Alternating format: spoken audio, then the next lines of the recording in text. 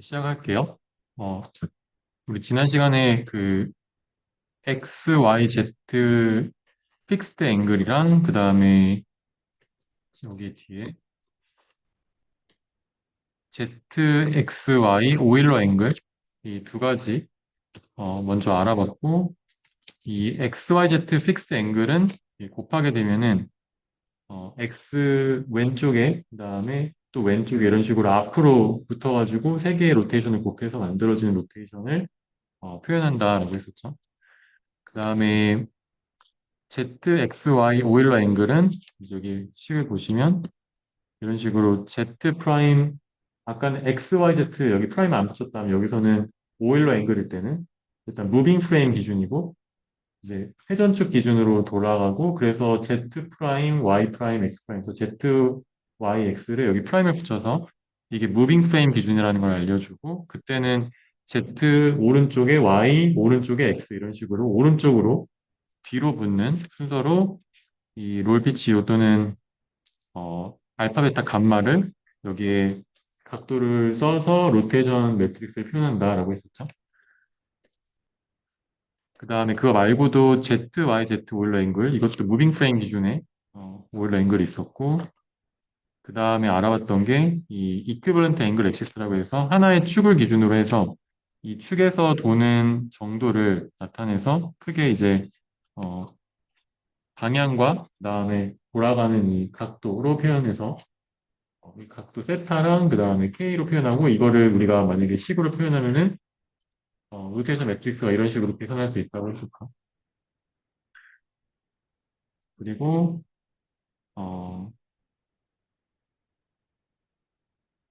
이제 그 설명은 다 끝났고 이거는 이제 어, 어떤 상식적인 그 지식을 알려주기 위해서 이거를 넣었는데 오일러 파라메터라고 하는 것이 있어요. 그래서 오일러 파라미터라고 하는 거를 우리가 더 많이 알려진 말로 쿼터니언이라고 불러요. 그래서 쿼터니언이라고 하는 거는 아까 얘기했던 지금 우리가 로테이션 매트릭스로 표현하거나 아니면은 오일러 앵글로 표현하는 것 같은 그런 이제 방법 중에 하나고 여기서는 어 이제 이런 식으로 방향과 세타에 대해서 이 각각의 네 개의 성분을 이렇게 나타내요.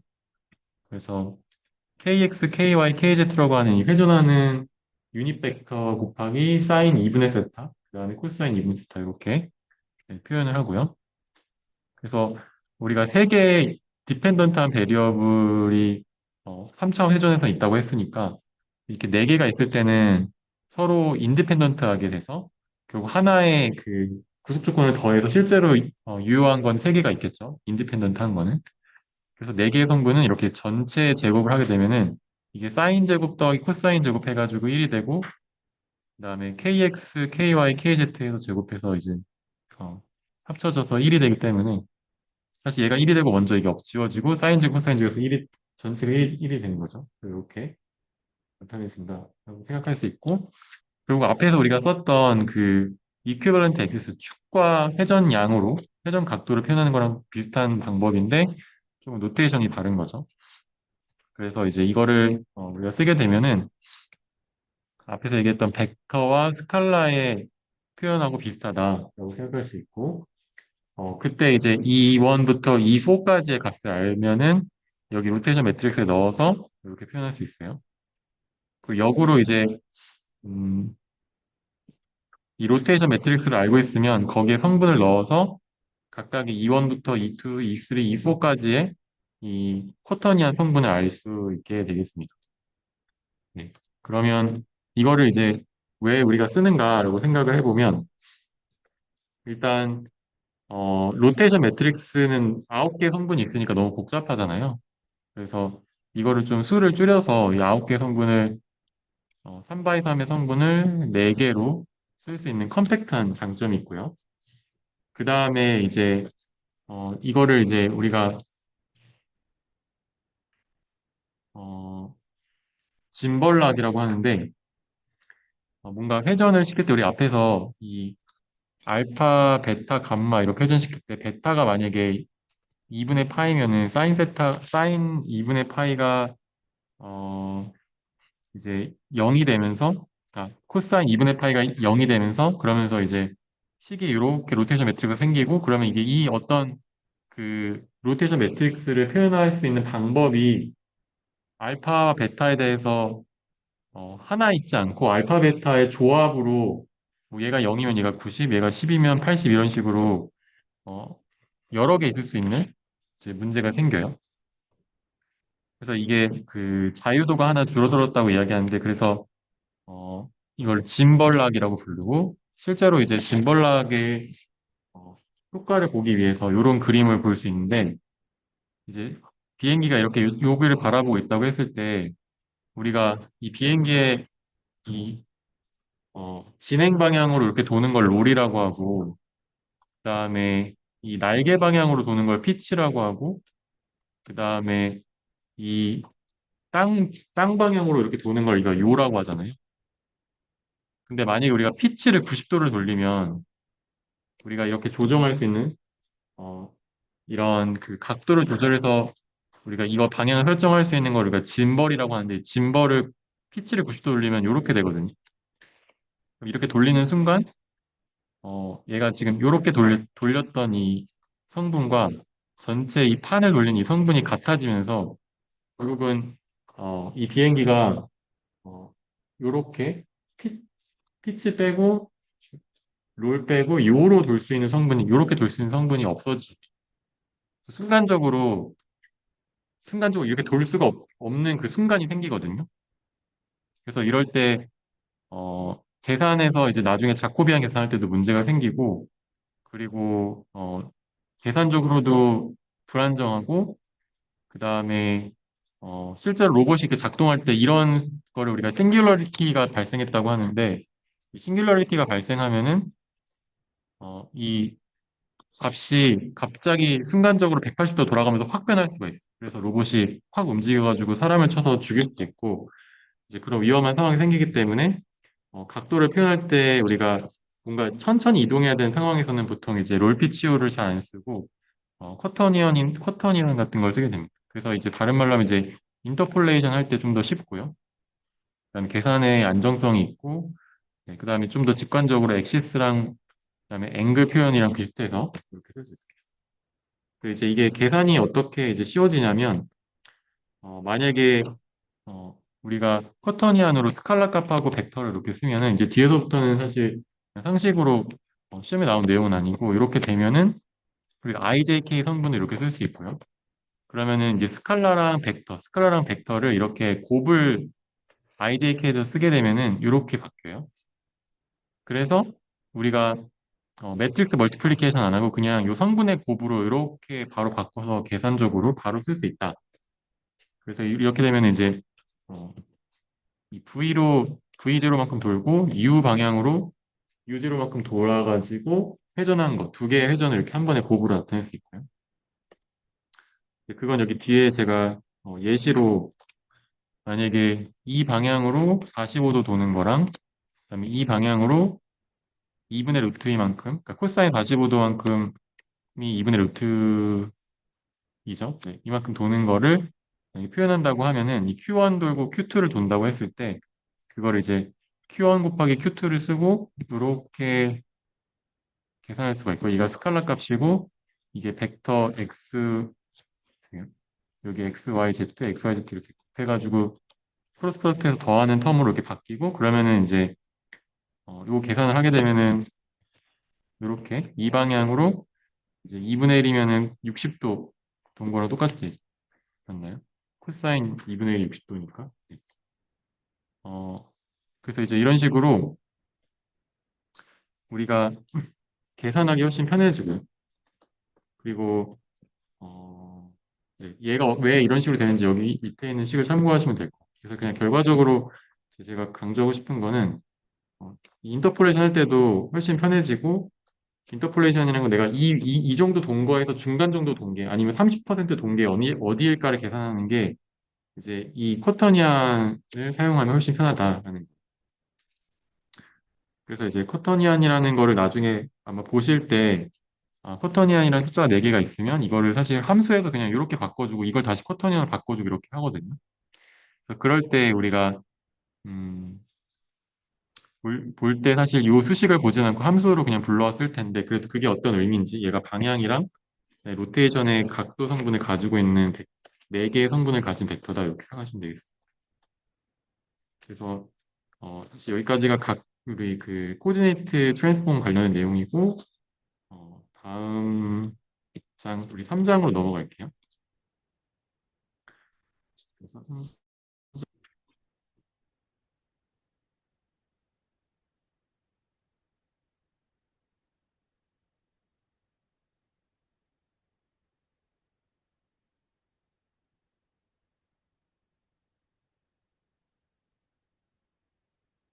3장은 우리가 키네매틱스 기구학이라고 부르는 거를 이제 다룰 텐데 로봇파를 중심으로 우리가 이야기를 할 거예요. 그래서 로봇파를 보면은 이렇게 액추에이터가 있고 여기 베이스에서 액추에이터가 돌아서 위에 링크라고 하는 관절과 관절을 이어지는 부품을 돌리고 또 얘가 여기랑 이어진 링크를 돌려서 얘가 돌아가고 돌아가고 돌아가고 이렇게 해가지고 여기가 이제 움직이게 되겠죠. 그래서 일단 바닥에 붙어 있는 보통 아니면 뭐 몸통에 붙어 있는 베이스가 있고 그다음에 이 베이스에 액추에이터가 붙어 있고 액추에이터가 돌리는 대상인 링크가 있고요. 그래서 링크와 링크가 있으면 죄송해요. 링크가 있으면 관절과 관절이 있고 이 관절을 이런 식으로 음, 연결해줘서 뭐 이렇게 돈다.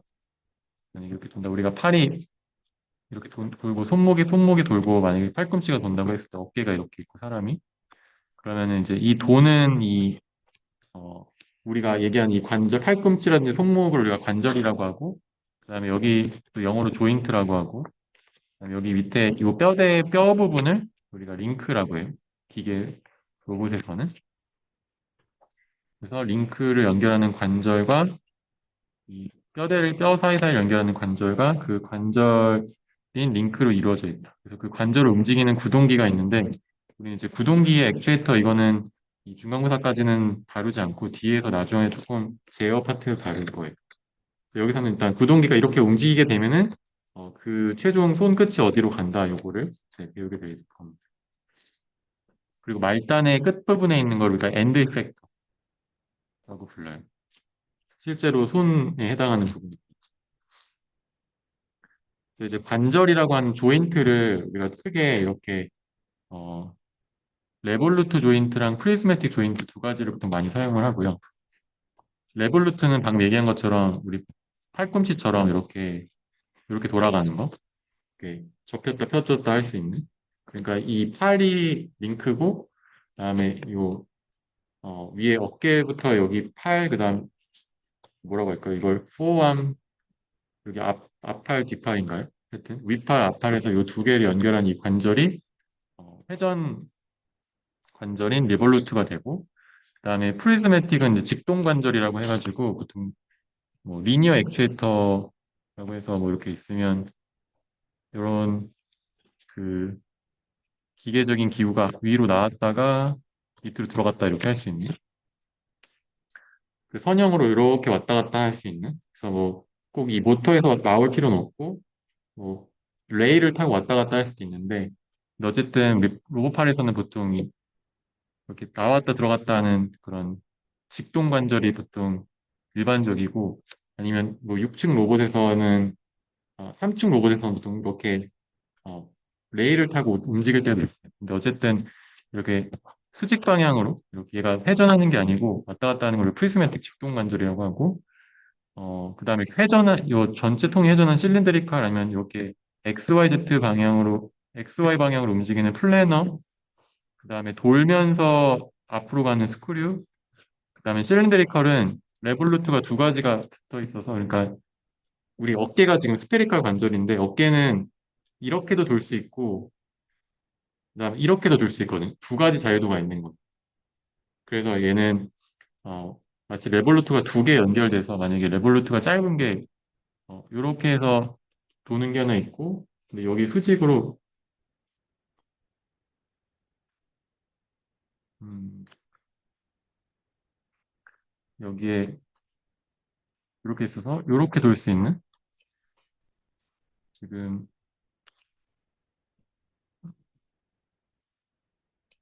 만약에 팔이 이렇게 붙어 있으면, 몸에 이렇게 붙어 있으면, 이렇게도 돌면서 요 바로 옆에 붙어가지고, 이렇게 돌면은 얘가 이 평면으로도 움직이고, 이렇게 위아래로도 움직이잖아요. 그 두 개가 동시에 가능한. 그러니까 스페리칼은 여기에 원이 이렇게 안에 박혀 있고, 이거 이렇게 불러줘서 얘가 이렇게 일로도 움직이고, 일로도 움직이는 거죠.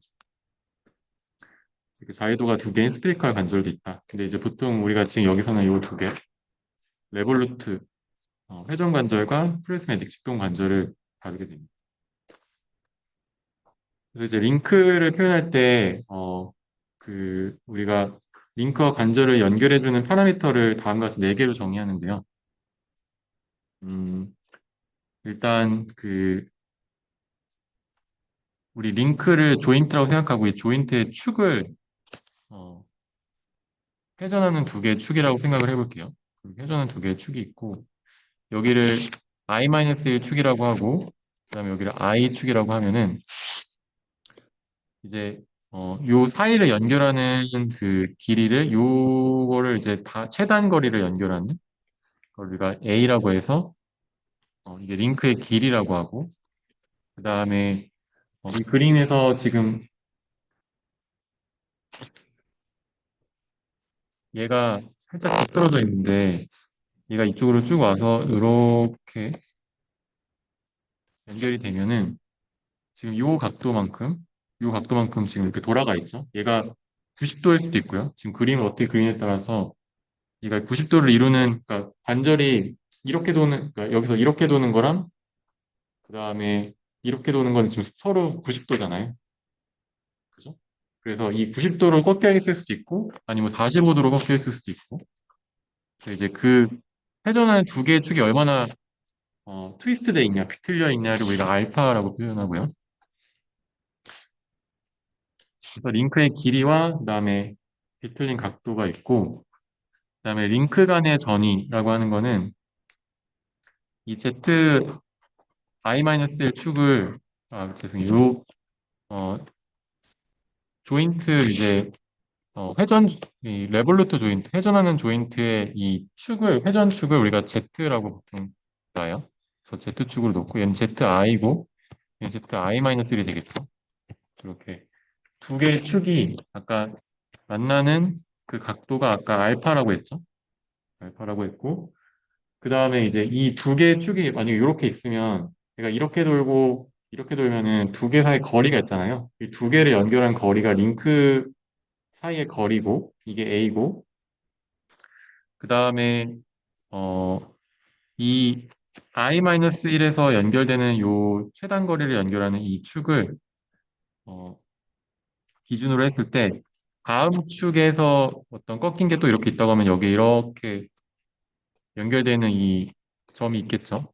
그래서 이 전에 있는 축과의 가장 최단 거리를 연결해주는 점과 그 다음 관절과의 연결해주는 가장 최단 거리를 연결하는 이 두 점 사이의 거리를 우리가 링크 트랜슬레이션 D라고 불러요.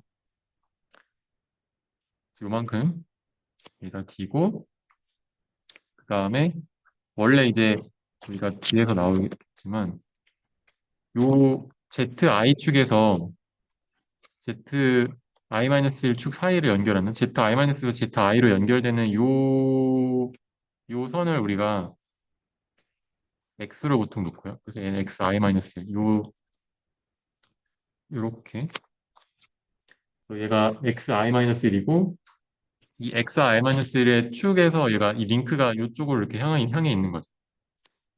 그리고 얘가 다음에 있는 어떤 축과 이렇게 연결됐다고 했을 때 얘가 그 축과 연결하는 이 방향을 XI 거잖아요. 이 XI-1가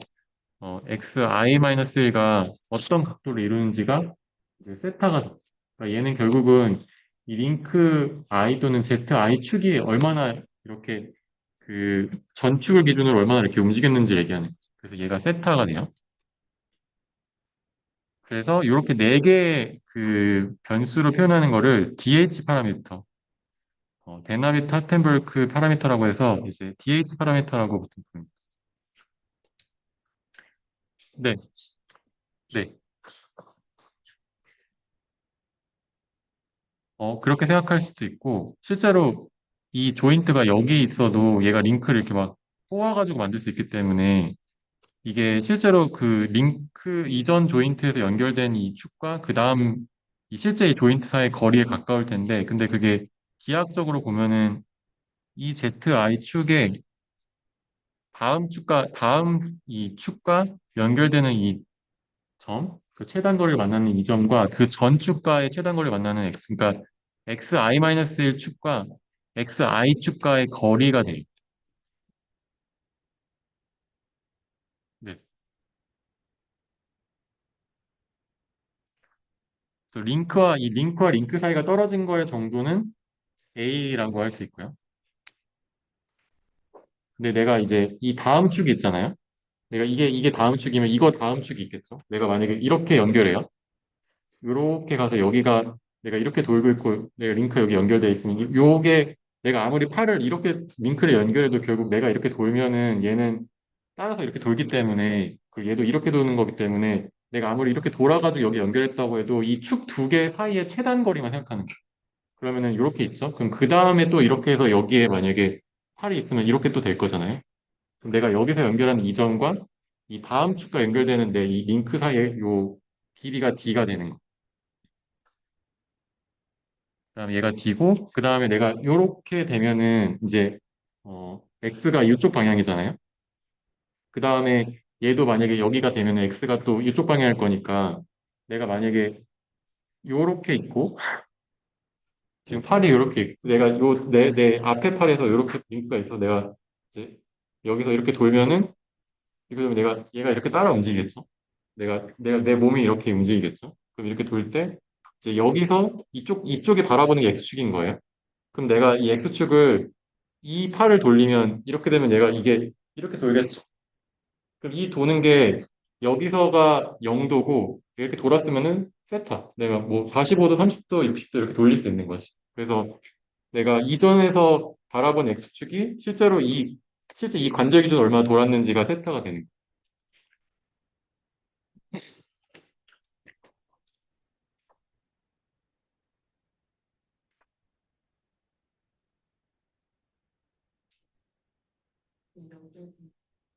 그러니까 보통 이제 뒤에 문제 풀 때 보면은 다 이런 식으로 다 같은 축에서 이렇게 연결될 수도 있거든요.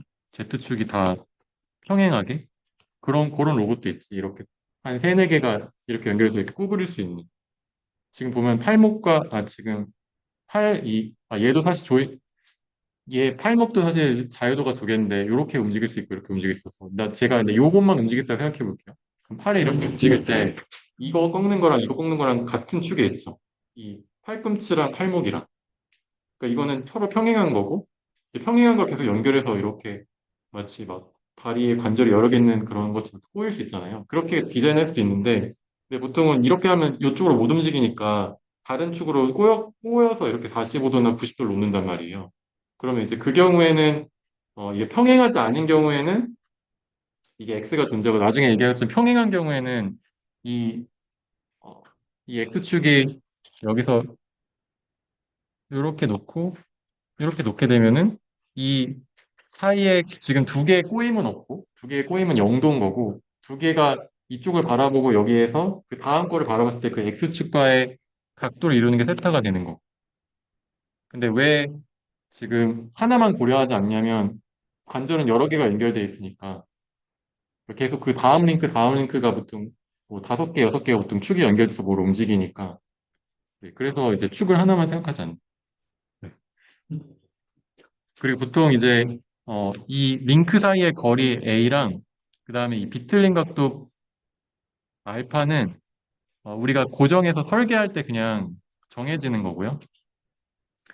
그다음에 이제 회전 관절인 경우엔 이 트랜slation DI도 얘가 링크와 링크 사이가 그 전 링크에 연결된 그 위치와 그 다음 링크에 연결된 위치의 거리인 D가 얘도 설계 파라미터가 되는데 세타는 우리가 그때그때 돌릴 때마다 바뀌잖아요. 그러니까 세타는 운동에 관련된 변수. 나중에 우리가 자코비안이니까 그러니까 로봇의 움직임을 이제 뭐 속도나 아니면 위치를 설명을 할 때 얘가 변수고 얘는 그냥 고정 파라미터가 돼요. 이건 가장 많이 사용되는 레볼루트 조인트, 그러니까 회전 조인트의 경우에 이렇게 되는 거고, 그 다음에 만약에 직동 관절인 경우에 내가 지금 사실 우리 몸에는 직동관절은 없는데 목이 이렇게 나오면 직동관절 될 수 있을 것 같은데 근데 어쨌든 직동관절은 몸에 잘 없거든요. 그럼 어쨌든 로봇은 직동관절이 있으니까 직동관절인 경우에는 이 전이가 이렇게 그 여기서 연결된 게 이 로테이션 축이 있으면 얘가 이렇게 나오는 게 그 변이가 일어날 수 있으니까 그 경우에는 이 DI가 내가 미니어 액추에이터를 얼마나 움직인지에 대한 운동 변수가 되는 거고 얘가 운동 변수가 되고 그 다음에 얘는 오히려 세타는 이제 내가 만약에 그 90도를 꺾어가지고 직동관절을 연결했으면 그 세타는 그때는 이제 변수가 아닌 이제 상수가 되는 거지 고정되는 값이 되는 거지. 그래서 이제 직동관절인 경우에는 DI가 변수고 레볼루트 아니고 프리즈매틱일 때는 그 다음에 레볼루트일 때는 회전이 세타가 이제 운동 변수가 된다라고 생각하면 되겠어.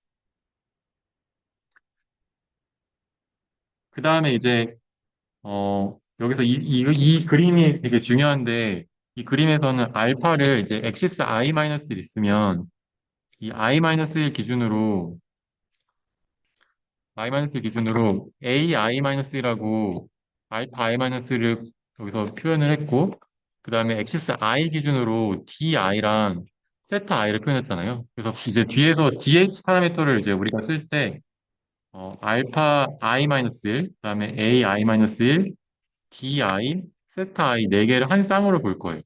그러니까 다른 말로 하면은 우리가 어떤 링크가 있으면 이 링크의 전축, 얘가 i번째 엑시스에 해당하는 거는 i-1 링크가 연결되는데 전축으로 봤을 때 그때 이제 이 i-1번째 링크의 거리인 링크의 길이, 죄송해요. 링크의 길이인 a-1과 그때 i-1과 i 그러니까 이 전축과 현재 축의 비틀림, 그다음에 전축과 현재 축의 거리 이 두 개가 일단 변수가 되고 그 다음에 di랑 세타 i는 현재 링크의 전이랑 현재 링크가 돌아간 정도인 세타 이렇게 네 개를 한 세트로 우리가 들고 다닌다 이렇게 생각하면 될 것 같아요. 그래서 아까 얘기했듯이 일단 Z축은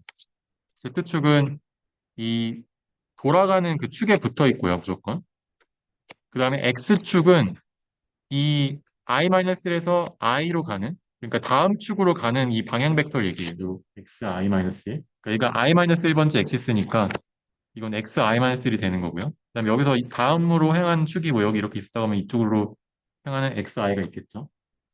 그래서 우리가 보통 x랑 z가 정의되면은 y는 무조건 결정되거든요. 그래서 y는 보통 이제 표시를 안 하는 경우가 굉장히 많아요. 왜냐면 x랑 y가 있으면 우리가 오른손 법칙으로 y를 그리기 때문에 그래서 이제 y는 이렇게 x랑 y를 감싸지면서 z가 되는 네, 방향으로 y가 이렇게 되는데 네, 이렇게 하여튼 네, 그 다음에 여기서도 얘가 x랑 y를 감싸지는 방향으로 z가 나오게 이제 y가 정해진다. y는 자연스럽게 무조건 정해지게 되고요. 그 다음에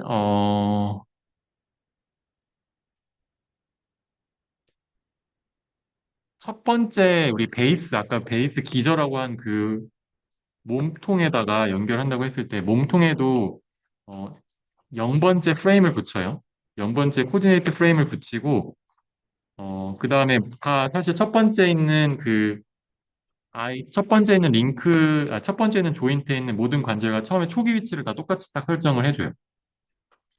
그러면은 당연히 이제 세타도 0이고 비틀린도 없고 거리도 0이겠죠. 그래서 첫 번째 관절이 이렇게 되고 마지막 관절에 대해서 마지막 관절은 얘가 마지막이면 그 다음 관절이 없으니까 사실 이 X가 없잖아요. 이게 다음 링크로 향하는 그 방향인데 다음 링크가 없으니까 사실 DI는 그냥 임의로 0으로 놓고 마지막 관절에 대해서는 DN은 0으로 놓고요. 그 다음에 이 세타도 사실 마지막 관절이니까 그 도는 게 없기 때문에 아, 그래서 이거는 D 세타 I도 일단 초기 위치는 0으로 놓는다 이렇게 생각하면 되겠습니다. 네. 그래서 한번 연습 문제를 풀어보면서 하면 조금 더 이해가 잘 가기 때문에 연습 문제 한번 볼게요. 이건 아까 얘기했듯이 여기 지금 세 개의 조인트가 있어요. 조인트 여기 1번, 그다음에 여기 2번 프레임, 3번 프레임 이렇게 있겠죠. 세 개의 조인트가 있는데 다 서로 이렇게 평행한, 다 이 평면에서만 움직이는 그러한 조인트고요. 그리고 아까 얘기했듯이 초기 위치는 이제 베이스에 대해서 X0라고 하는 또 Y0라고 하는 요 첫 번째 프레임을 놓고 얘가 지금 이렇게 돌아가는 거죠. 돌아가면 세타만큼 돌아갔겠죠. 그래서 이제 i가 1일 때, i가 1일 때부터 시작해서 표현을 해보면 음,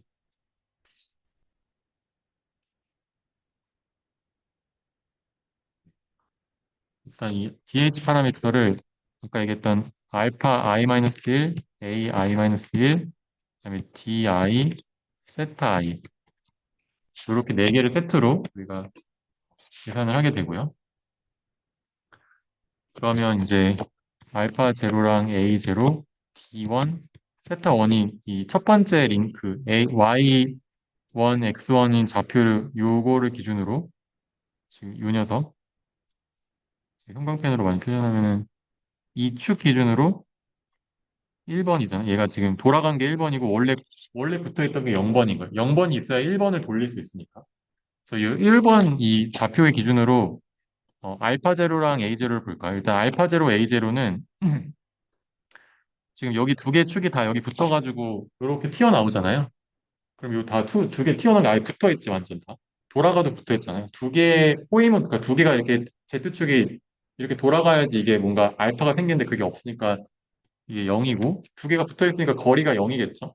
얘도 0이고 그 다음에 D1은 이제 여기 우리가 초기점을 그냥 여기로 놨으니까 여기는 X가 이렇게 자연스럽게 정해지는데 얘가 어 지금 X가 요 방향을 향하고 있다고 해볼게요. 이 다음 축을 향하는 방향이니까.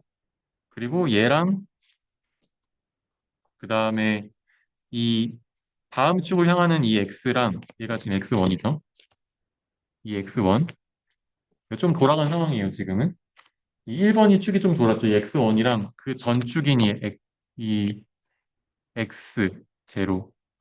두 개 사이가 붙어 있죠. 그 원점이 붙어 있으니까 그러니까 거리가 0인 거예요. 무슨 말인지 알겠어요. 그러니까 이거를 3차원에서 봤을 때 이렇게 보면은 어 만약에 이게 아이디얼하게는 옆에서 보면은 이렇게 생기면 얘가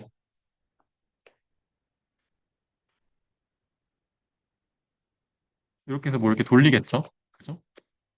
근데 이제 여기 위에 X1이 이렇게 있고 지금 X1이 이렇게 있고 얘가 Z축이고 Z1, Z0는 다 여기 있고 여기 X1, X0가 있어서 얘가 이렇게 돌아도 Z와 만나는 거는 원래부터 그걸 딱 일치시켜 놨기 때문에 얘가 돌거나 뭐 해도 상관없이 X1과 X0는 서로 붙어 있죠. 그러니까 두 개 사이의 거리는 0인 거예요. 그 다음에 얘가 돌아간 각도는 세타니까 X0랑 X1 사이의 각도가 아까 제가 돌아간 각도인 세타 이게 지금 레볼루트니까 이게 우리가 조정하려고 하는 변수인 세타 1이 되겠죠. 여기서 세타 1이 사실 여기 이렇게 표현이 되어 있고요. 그래서 얘가 첫 번째 관절에 대한 이제 것을 표현하고 그다음에 두 번째도 네, 네.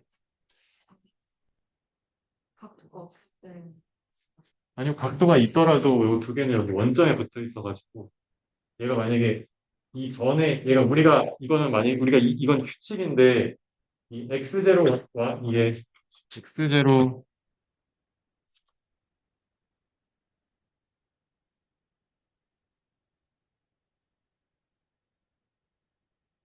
여기가 얘가 Z0이면서 얘가 또 Z1 동시에 이 같은 얘가 Z축은 여기에 일단 꽂혀 있고 여기서 X0가 X1 이렇게 돌 수 있잖아요. 근데 X0를 임의로 제가 여기다 안 붙이고 살짝 밑에 내려놨다고 해볼게요. 그럼 살짝 밑에 내려놨으면 여기가 X0고 요게 Z0겠죠? 그런 경우엔 얘가 D가 0이 아니에요. 근데 우리가 컨벤셔널하게, 그러니까 우리의 관습적으로 그냥 여기 첫 번째 거는 무조건 여기 제로 베이스에 있는 축은 첫 번째 거 그냥 딱 일치시켜줘. 그래서 여기 붙였기 때문에 여기 거리가 없으니까 0인 거예요. 그 다음에 두 번째 축을 볼게요. 두 번째 축을 보면, 음,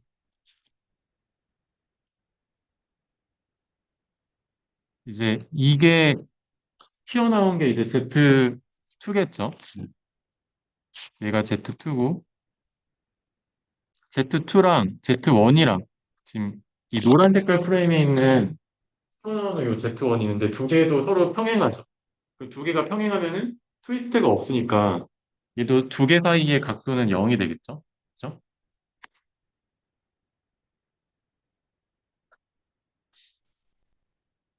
그 다음에 이 두 개 평행한 두 개 관절 사이의 거리는 몇이에요? 요만큼이죠. 그래서 얘가 L1이 되는 거예요. 오케이? 어렵지 않죠? 아, 어려워요. 여기 봐봐요. 여기 Z2가 이렇게 튀어나와 있어요. 이렇게. Z1이 있어요. 두 개 사이에 X축으로 얘를 이렇게 꽂잖아요. 이렇게 X의 축으로부터 이렇게 요 Z1에서 여기 Z2, 여기 Z, 여기가 X2고, 여기가 X1이에요. 아, Y2예요. 여기 Z2, Y2, Z2, X2, Y2는 알겠죠? 그죠? 이렇게 튀어나왔어요. 이 축에서 요거 다음 거 상관없이 이 전축에서 얘로 이 다음 축을 향하는 이 x가 x1이잖아요. 그죠? 얘가 x1이죠. 그래서 이 x1을 이렇게 딱 꽂았을 때 이 z1부터 z2까지 이 x1 방향에서 요거의 거리.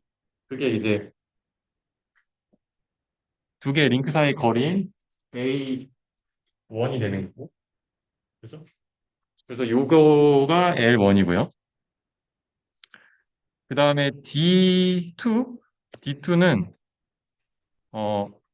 아까 얘기했지만 이렇게 3차원으로 봤을 때 얘가 지금 다 한 평면에 있거든요.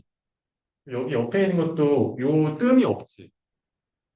지금 다 요 한 평면에 이게 이렇게 한 평면에서 움직이기 때문에 x라는 요 벡터들이 다 같은 평면에 있으니까 두 개 만약에 내가 일부러 단차를 줘서 얘는 얘보다 좀 더 낮고 얘가 높게 만들었다 해볼게요. 그러면 이 D라는 게 생기겠지? 근데 지금 우리가 한 평면에 다 있다고 가정하기 때문에 두 개 뜸이 없으니까 얘가 0인 거예요. 그죠? 지금 한 평면에서 그것도 심지어 얘가 높낮이도 없이 그냥 다 한 평면에 다 관절이 있는 거예요. 그 다음에 이제 세타 2는 x1이라는 이 방향 벡터랑 x2라는 이 벡터 사이의 각도, 요 각도가 세타 2. 이거 그냥 여기 세타 2로 그냥 줬으니까 얘가 세타 2가 되는 거죠. 이렇게.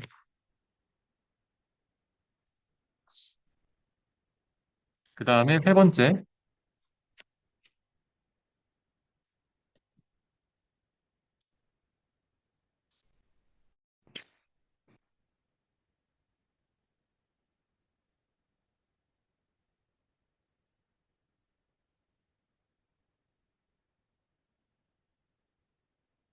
그 다음에 세 번째는 다른 색깔로.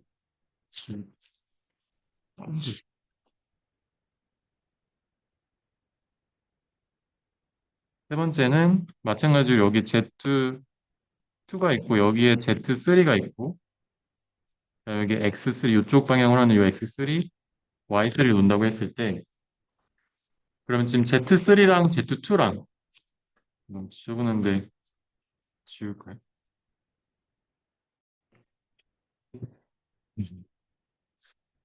지울 수 있게 가져야 되죠.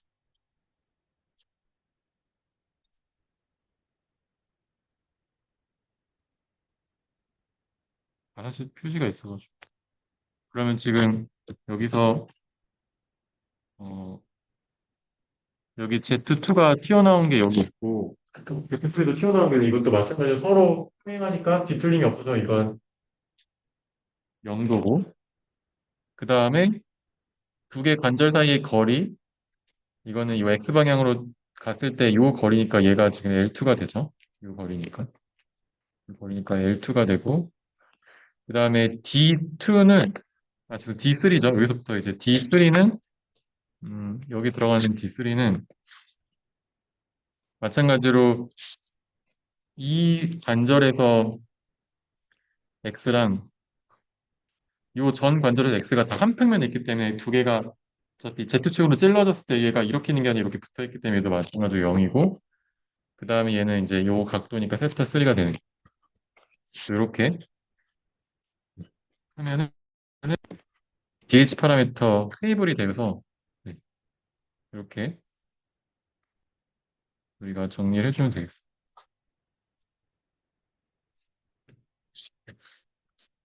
보통 요 테이블을 보고서 우리가 이제 그 로테이션 트랜슬레이션을 잡아가지고 그 좌표계를 표현할 거예요. 이건 좀 쉬운 2차원 예제고요. 그 다음에 또 다른 예제를 볼게요. 이거는 이제 어, 요렇게 세 개가 있는 걸 우리가 레볼루트 세 개라고 해서 RRR 조인트라고, RRR 디바이스라고 하고, 그다음에 여기서는 첫 번째가 로테이션 돌고, 두 번째는 직동 관절인 프리스매틱 이렇게 왔다 갔다 하는 애가 있고, 그 다음에 요 끝에 이렇게 도는 애가 있어가지고 결국은 RPR 이렇게, 네, 이렇게 생겼고요. 자, 그 여기서 또 DH 파라미터 한번 볼까요? 어, 일단 요 테이블을 이렇게 돌려주니까 여기서 테이블을 이렇게 돌려주니까 이 돌려주는 거의 축인 얘가 조인트 첫 번째 조인트가 되겠죠. 여기서 음.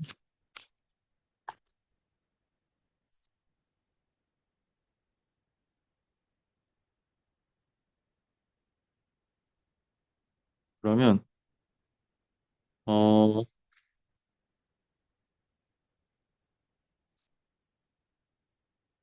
이게 Z1 축이고 이렇게 회전을 해요.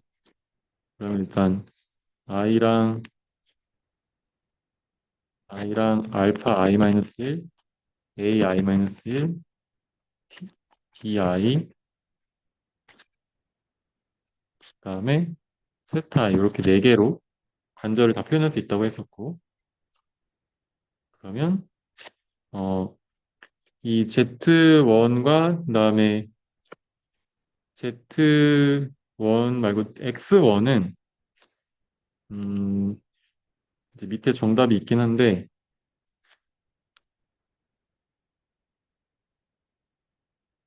이 Z1 조인트가 이렇게 있으면 X1은 얘가 지금 조금 이거 문제긴 한데 지금 얘가 요 축으로 두 번째 조인트가 이 축으로 왔다 갔다 하잖아요. 지금 움직이고 있잖아요. 얘가 그래서 얘가 Z2고요. 근데 지금 얘가 심지어 이거는 이제 문제가 생기는데 도는 녀석의 중심을 우리가 이 회전하는 거의 중심에 아예 맞춰버려요. 맞출 수밖에 없는 게 이 선이 만나는 데가 제가 X라고 했잖아요. 다음 축과 그 전 축과의 이 이렇게 떨어져 있으면 얘가 X가 위로 향할 때 얘가 만약에 직동 관절이고 다음 관절이고 얘가 도는 관절이면은 이걸 향해서 요 향하는 방향이 있으니까 이걸 지금 선 하나밖에 연결이 안 되죠. 두 개의 관절은. 그래서 우리가 존재한 데가 이렇게 해가지고 딱 붙었어 이렇게. 그러니까 얘는 위 방향일 수도 있고 아래 방향일 수도 있는 거야. 근데 어쨌든 요 붙은 여기를 원점으로 해가지고 이건 사실 두 가지 다 쓸 수 있는데 이쪽 방향을 그냥 제가 X로 쓸게요. 밑에 X로 이게 X로 돼 있어서. 그래서 얘가 X1이에요. 자연스럽게 X랑 Z가 정해지면은 Y가 자연스럽게 정해져요. Y1. 그리고 이 시작점을 기준으로 X0, Y0, Z0는 다 같게 논다 했죠. 그래서 여기가 지금 이게 시작하는 기준으로 했을 때는 얘가 X0, Y0, Z0예요. 그럼 이제 첫 번째 관절을 기준으로 했을 때 얘 일단 첫 번째 관절 붙어 있다고 해서 비틀림은 일단 없고 그 다음에 이제 두 개 관절 사이의 거리도 0이겠죠. 그 다음에 당연히 그 어, 이 다음 관절과의 각도를 보면 얘가 그 다음 관절에서의 x0랑 x1 사이의 각도, 이 거리도 사실 얘가 0이 무조건 될 수밖에 없고, 이제 세타가 이제 문제인데, 세타가 여기서 이제 요 Z축 기준으로 이렇게 회전하니까 얘가 이렇게 될 수도 있고, 이렇게 돌 수 있잖아요. 제가 돈 걸 하나 표현해 볼게요. 돌면은 만약에 이렇게 돌아가지고 이렇게 됐어요. 그러면 Z는 똑같이 여기를 향하고 있고 Y가 이렇게 돌겠죠. 좀 짧게 표현해.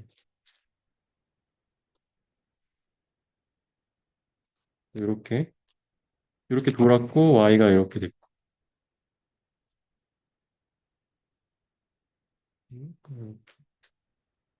얘가 X1, Y1이 이렇게 제 그림을 그린 거 혹시 이해 가나요? Z는 똑같고 XY가 이렇게 살짝 여기서 이렇게 돈 거예요. 그죠? 그게 이제 요게 세타예요. 그러니까 이거는 제가 돌리면 돌리는 대로 우리가 입력을 주는 거라는 의미. 세타 원은. 여기까지 혹시 괜찮나요?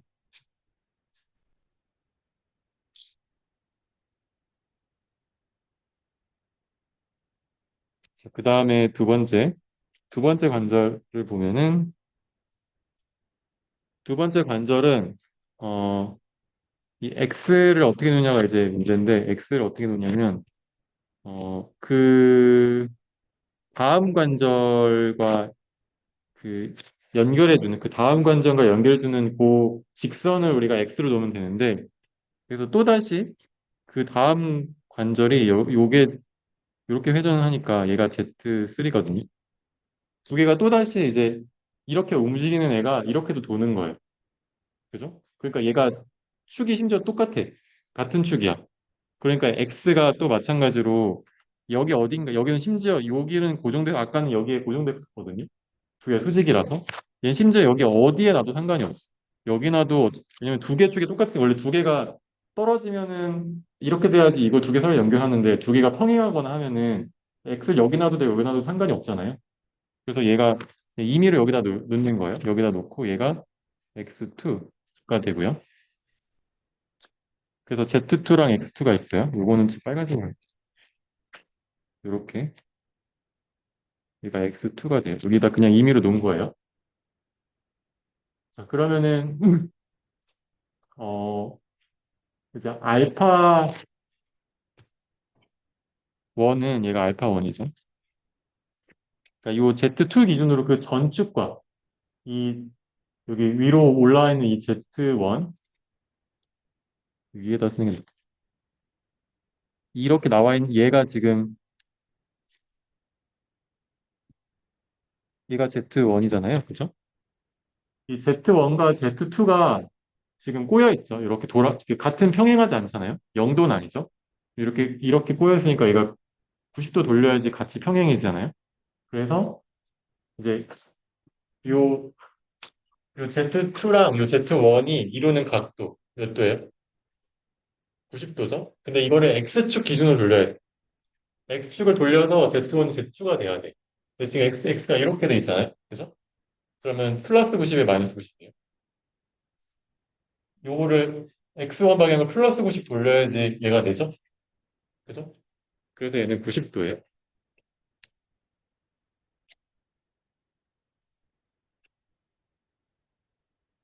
그요?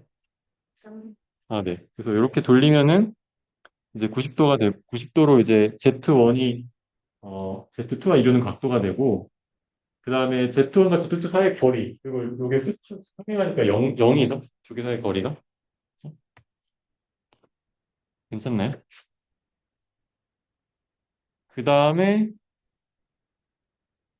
이제 X1과 X2 사이의 거리가 이 축을 기준으로 요 두 개 사이 떨어진 게 D2인데, 지금 제가 임의로 이렇게 놨기 때문에 요거는 이제 전수로 그냥 D2만큼 떨어져 있다. 이건 설계했을 때 요 거리를 이제 그냥 D2라고 놓은 거예요. 아, 죄송해요. 이거는 설계한 게 아니고 제가 이제 임의로 넣은 거죠. 그래서 죄송한데 아까 제가 여기다 임의로 놨다 했는데 임의로 놓은 거는 제가 움직였을 때 기준으로 임의로 놓은 거고 그래서 얘가 D2고 그러면 이 거리가 D2면은 얘가 원래 D2가 0일 때는 어디에 있었다는 거예요? 원래 여기 원래 여기 붙어 있었다는 얘기죠. 그죠? D2라는 건 원래 이 X2가 여기 지금 튀어나온 상황, 직동관절을 튀어나온 상황이 그려진 거고, 실제로 얘가 D2가 0일 때는 원래 원점은 얘랑 딱 맞았을 때를 그걸 기준으로 놨다라는 거예요. D2는 우리가 입력하는 값이죠. 이 세타원도 아까 우리가 이렇게 돌린 것처럼 입력한 값이고, D2도 입력한 값이고요. 그 다음에 마지막으로 어, 세타는 그러니까 2번 관절에서의 세타는 X1과 X2가 이루는 각도. X1과 X2가 이루는 각도예요. 근데 서로 평행하니까 이거 세타는 그러니까 만약에 회전 관절이면 제가 이렇게 두 개가 있으면 이렇게 회전 그러니까 제 몸이 이렇게 돌고 그 다음에 이렇게 두 개가 돈다고 했을 때 이게 도는 거가 제가 이쪽 팔을 링크를 이렇게 걸었겠죠. 그래서 이렇게 돌 거고 네, 그 다음 얘도 이렇게 돌 거잖아요. 그럼 이거랑 그 다음에 요거 사이의 각도가 세타가 되는 거죠. 제가 입력을 할 수가 있었는데 그래서 제가 요 두 개 관절을 연결하는 링크의 그 방향이 X 방향으로 했잖아요. 그럼 요 첫 번째 X랑 그 다음 얘가 그 다음 관절 연결된 X 사이의 각도가 세타예요. 그죠? 그러니까 관절이 이렇게 생겼고 얘가 이렇게 연결이 되고 그 다음 관절이 만약에 이렇게 있으면 한 관절이 여기다 그냥 그렇게 이렇게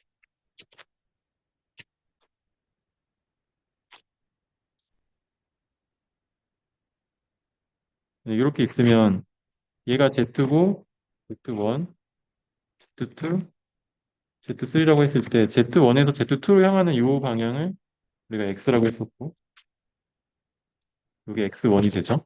좀 짧게 그려서 그냥 여기다 X1이 되고 이 X1과 그다음에 요 다음 것도 여기를 향하는 요 벡터가 X2인데 그 다음 게 X3가 있을 텐데 이 X1과 X2가 이루는 각도가 그러니까 이 Z2의 입장에서 봤을 때 그 전 위치에서 향하는 요 X1과 내가 그 다음 걸로 향하는 X2 사이의 각도가 세타. 그래서 이거는 내가 요 2번 관절을 돌리면은 세타를 결정할 수 있잖아요. 다시 한번 말하면은 이 전의 X랑 그 다음의 X 벡터 사이의 각도가 세타인데 그죠? 근데 여기서는 지금 X1과 X2가 서로 평행하니까 0도인 거예요. 괜찮나요? 네, 여기까지는 괜찮을 것 같은데. 그 다음에 3번 마지막 관절 하나 더 나왔어요. 자,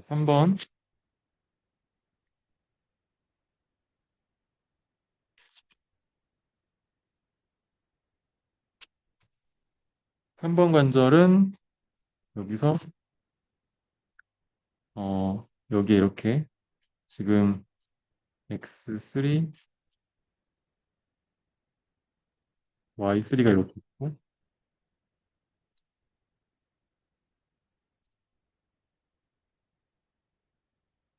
네. 그러면 만약에 이렇게 논다고 했을 때 Z3랑 Z2가 이루는 각도가 알파인데 얘는 평행하니까 0도죠. 그죠? 괜찮죠? 그 다음에 이 두 개 사이의 거리도 0이죠. 서로 완전 만나니까. 그 다음에 이제 D1은 X2랑 X3가 이루는 거리. 지금 X2가 정확히 말하면 X2가 만나는 Z축의 점과 X3가 만나는 Z축의 점. 그러니까 여기서 지금 이 아래쪽에 있는 그림을 기준으로 했을 때 이 Z2를 기준으로 했을 때 지금 요 X1이 만약에 조금 밑에 있어가지고 이렇게 달려있다고 해볼게요. 그럼 여기 조금 밑에 있고 그 위에 조금 달려서 여기 위에 있으면 요거 사이의 거리가 D라고 했었죠. 그래서 X1이 Z2에 만나는 점인 이 점과 Z2에서 다른 점을 향하는 요 점 두 개 사이의 거리가 Z2에 있는 요 링크와 링크 사이의 거리가 되는 거예요. 아, 조인트와 조인트 사이의 거리. 아, 다음 링크와 그 전 링크 사이의 거리. Z 방향으로의 거리. 그래서 얘는 이 점과 이 점 사이의 거리죠. 여기는 이제 L2로 줬기 때문에 얘는 L2가 되죠. 그 다음에 마찬가지로 X2랑 X3 사이의 각도가 세타인데 얘는 설행하니까 0이 되겠죠. 이렇게 DH 파라미터를 쓸 수 있다. 이게 사실 다음 페이지에 있거든요. 정답이.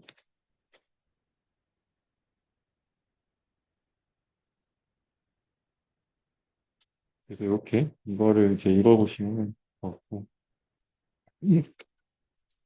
네, 네, 네, 네. 일단 X축은 무조건 정해지는 게 지금 여기서 봤을 때 얘가 이거 아니면 X1축은 이거 아니면 이거 둘 중에 하나로 정해져야 돼. 왜냐면 현재 축과 그 다음 축 사이에 이루는 지금 그 다음 축이 Z2가 지금 이 방향이고 Z1이 이 방향이거든요. Z1이 이걸로 회전하잖아요. Z2는 이쪽으로 움직이니까 이쪽 방향이. 두 개 사이가 만나는 점이 요거 하나밖에 없어. 그래서 Z1과 Z2가 서로 수직한 게 X1이니까 여기서 봤을 때 이 ZI-1과도 X1은 수직하고 그 다음에 ZI랑도 얘는 수직해요. 이렇게 수직한 게 평행하면은 무한히 많이 있을 수 있는데 평행하지 않는 순간 그 벡터는 한 개밖에 없겠죠. 그러니까 이 X가 딱 정해지는 거. 근데 두 개가 딱 이렇게 해서 어떻게 하다가 두 개 같은 딱 완전 크로스가 돼. 그러면은 양의 방향, 음의 방향 중에 하나를 우리가 임의로 놓게 돼. 그래서 지금 딱 그거 설명할 타이밍인데 여기서 보면은 어 이렇게 경우의 수가 여러 가지가 있다라는 거예요. 특히나 지금 방금 얘기한 것처럼 여기서 어 이 Z1축이 이렇게 있고 Z2축이 이렇게 있어서 방금 얘기한 것처럼 이렇게 해서 만나요. 이렇게 만나면 아까 얘기한 것처럼 이렇게 떨어져 있는 게 아니고 딱 만나는 순간 X방향을 일로 놔도 되고 일로 놔도 돼요. 이거는 우리의 선택의 문제예요. 그래서 여러 가지 경우의 수가 생겨요. 근데 그럼 Z랑 X가 결정된 Y는 무조건 결정되거든요. 이렇게 나머지 한 축이. 그래서 결국은 많은 경우에는 그 여러 개가 있지 않고 한 가지의 경우가 있을 수도 있는데 근데 이제 이런 경우에 두 개가 이제 있을 수 있는 경우가 생긴다라는 거. 그다음에 두 번째는 방금 얘기했던 것처럼 어, 이, 이 Z1축을 아니 이건 Z1축 자체도 사실 여러 개가 생길 수 있는 게 Z1을 사실 이렇게 놔도 우린 당연히 위로 방향 향하는 것 보통 Z로 놓을 텐데 이렇게 놔도 상관은 없어요. Z1이 우리가 도는 축은 하나고 그 도는 축 우리가 일로 양을 볼 거냐 이쪽을 양의 방향을 볼 거냐는 게 우리가 정하는 거라서 Z축 자체도 이렇게 넣을 수 있고 이렇게 넣을 수 있어서 경우의 수가 여러 가지 생길 수 있어요. 그래서 지금 얘도 Z축을 이쪽으로 놓을 수도 있고 이쪽으로 놓을 수도 있는 거지.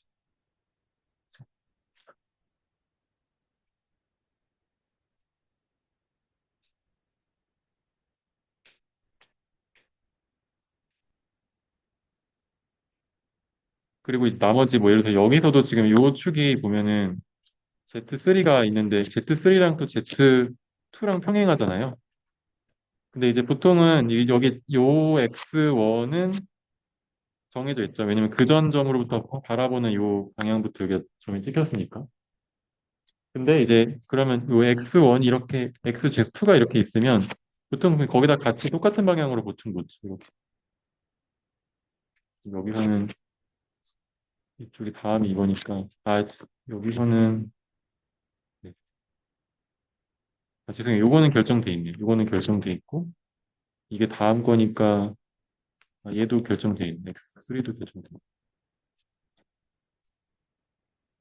근데 아까처럼 이제 여러 개가 평행한 경우에, 이렇게 여러 개가 평행한 경우에는, 어, 사실 축이 이렇게 생겼고, 이렇게 생겼는데, 첫 번째 점이 여기 원점을, 보통 여기 가운데 놓는 것도 여기 놓을 건지, 여기 놓을 건지, 여기 놓을 건지, 사실 우리가 마음대로 놓는 거지. 보통 웬만하면 이 링크의 가운데 놓겠죠. 여기 한번 결정되면 이 축이 여기도 결정되고 하니까 축축축해서 같은 평면으로 다 생기는. 그래서 어쨌든 지금 이런 식으로 Z축을 우리가 이쪽을 볼 거나 이쪽을 볼 거나 축이라는 건 어차피 있지만 방향이라는 건 아직 안 정해졌기 때문에 이 축을 놓느냐 그리고 방금 이게 두 개의 축이 만나는 순간 우리가 X를 이쪽으로 놓을 거야 이쪽으로 놓을 거야 라는 그 경우의 수가 여러 개 존재할 수 있다는 거. 우리 몇 시까지 수업이? 45분까지. 에어컨 잠깐 팁. 그러면은 어 호모지니스 트랜스포에서 우리가 배웠던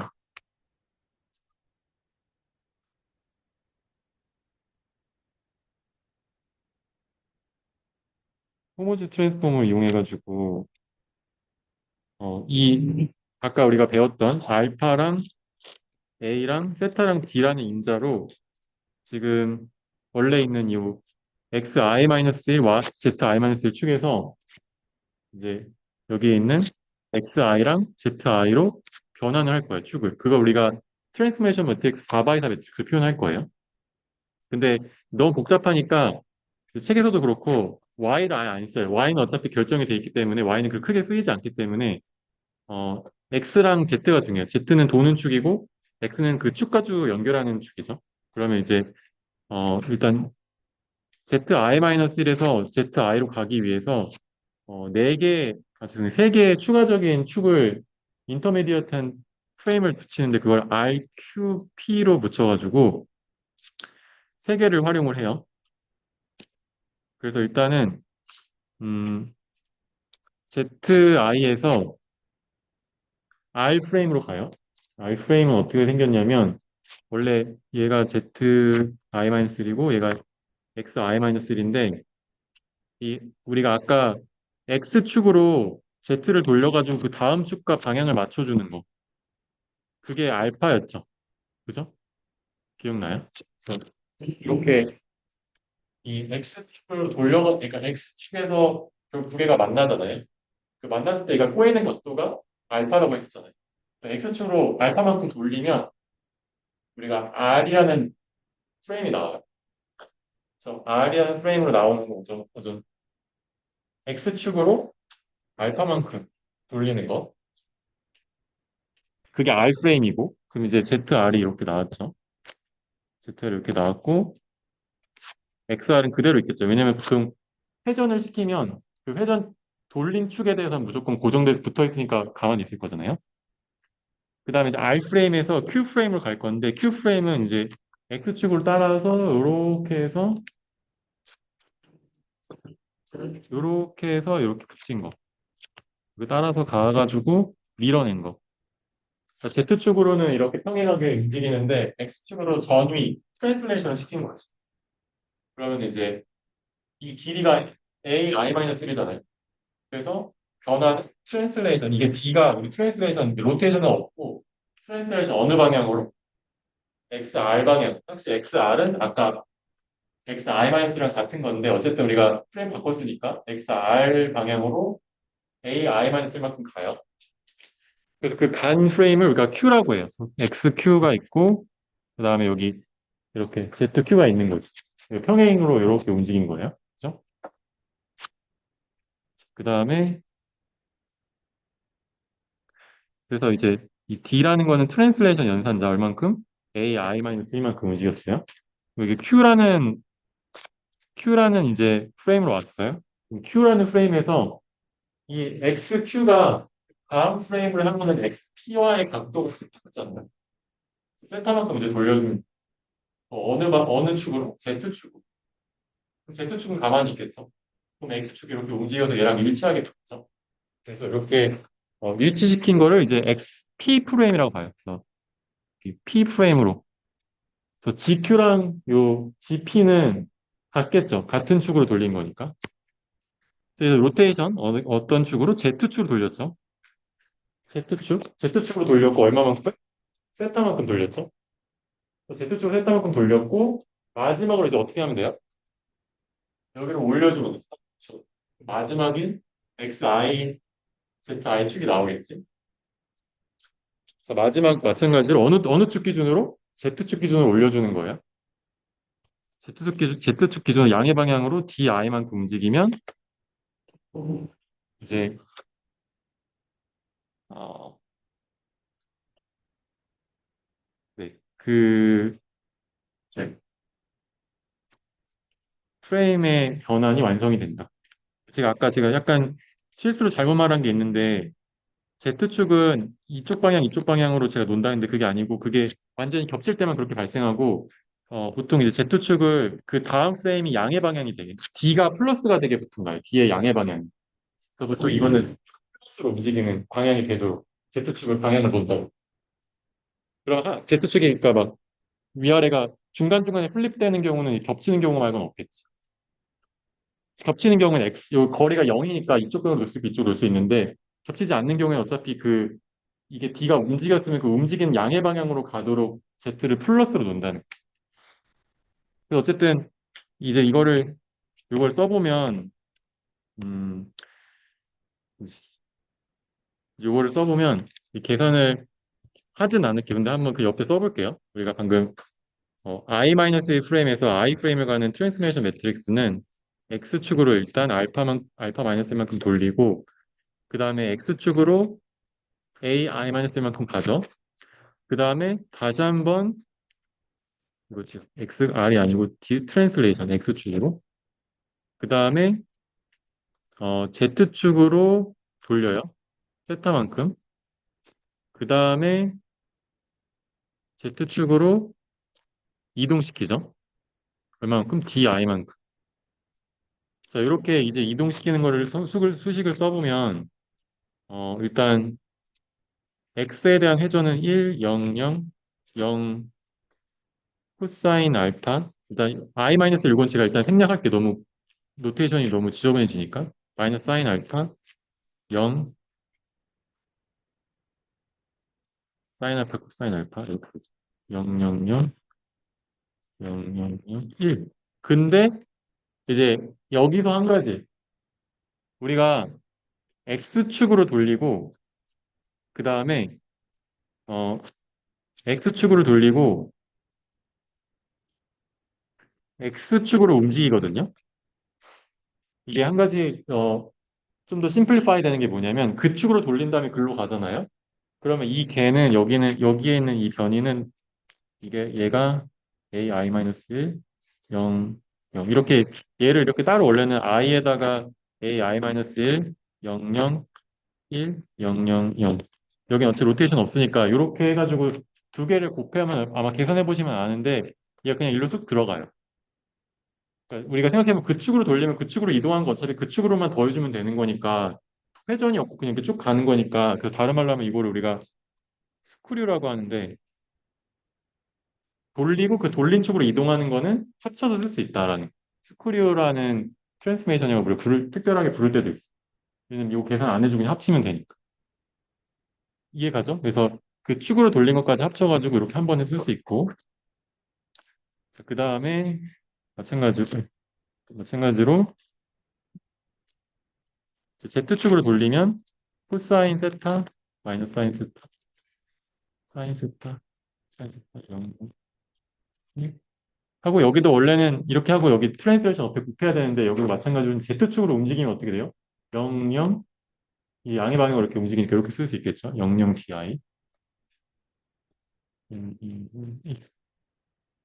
그래서 이렇게 두 개를 곱하면은 아까 얘기했던 그 뒤에 있는 그 식이 되는 거예요. 조금 복잡하지만 이거 두 개 매트릭스 그냥 곱한 거거든요.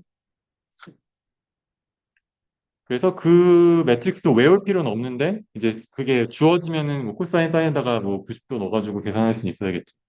이 만약에 시험에서 또는 숙제에서 아까 얘기했던 혹시 여기 다 적었나요?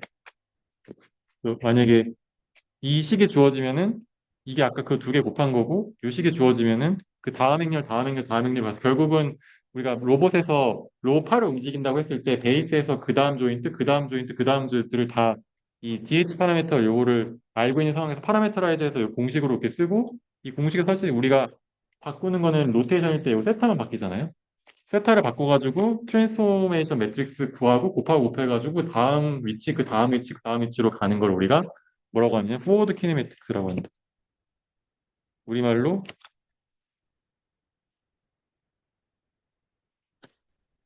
음, 전